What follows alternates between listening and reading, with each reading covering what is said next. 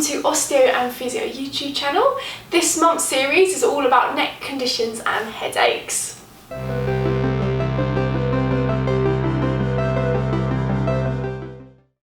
Today's video is going to be looking at the best treatment and exercises for cervical spondylosis.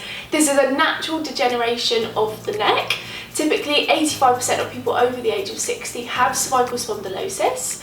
Normally asymptomatic, but if it does become symptomatic, typically stiffness, rigidity, tenderness and tightness around the neck and the shoulders.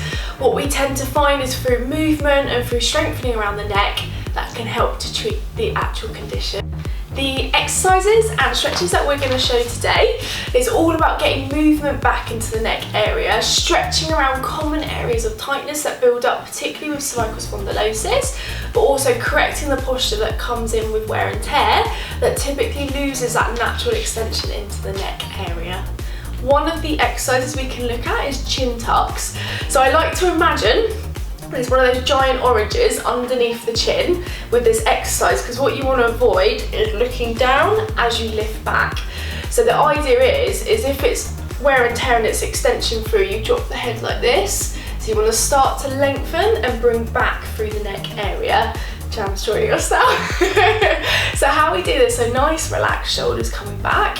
Again, imagine a giant orange underneath the chin, and you're just going to gently bring the chin back, hold for a second, and then relax back to neutral. It's a very minor movement, but the idea is it gets you to lift and lengthen through the neck area.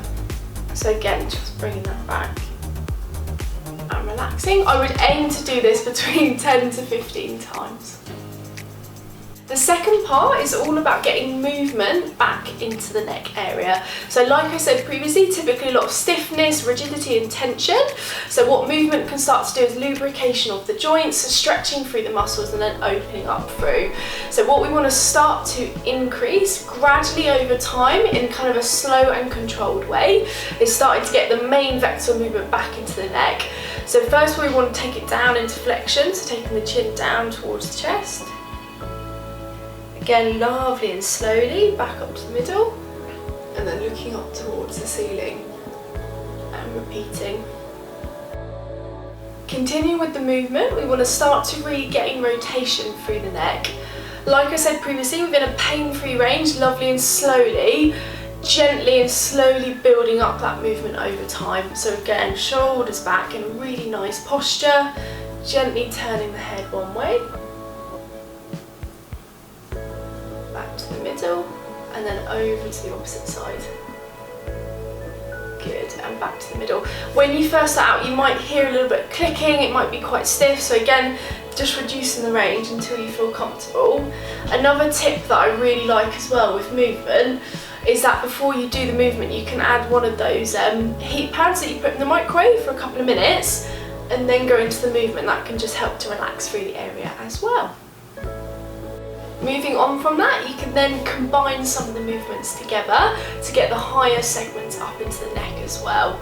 So you can gently take chin towards the chest and then turn it one way, slowly back to the middle, and then over to the opposite way, and then back to the centre, and then coming back up. Again, repeating that about 10 to 15 times. That will just decompress through the neck, stretch down through, but also start to regain movement through all segments of the neck as well. We then want to reduce the tension around the neck and shoulder area. So, like with the mobility exercises, we want to build the stretching up over time. We don't want to kind of stress through the body too quickly. So what we can do to stretch through the traps, the scalenes and the SCM, muscles around the front and the side of the neck, we can gently turn the head away and look down. People might find this is enough of a stretch initially, holding for about 30 seconds. If you want to increase the stretch, you can do that again. So turning, looking down and taking the opposite hand, holding behind the back of the head and just dropping the chin down further to add an extra stretch. And then as you release very, very slowly, what you don't want to just let go and bring the head back, because that can cause a bit of discomfort into the area. We then want to stretch down through the traps as well, because when it kind of goes into that extension, it really contracts around the back, and also want to open up through the neck too. So you can clasp the hands, place them behind the back of the head, gently drop chin down towards the chest, and then follow that stretch down.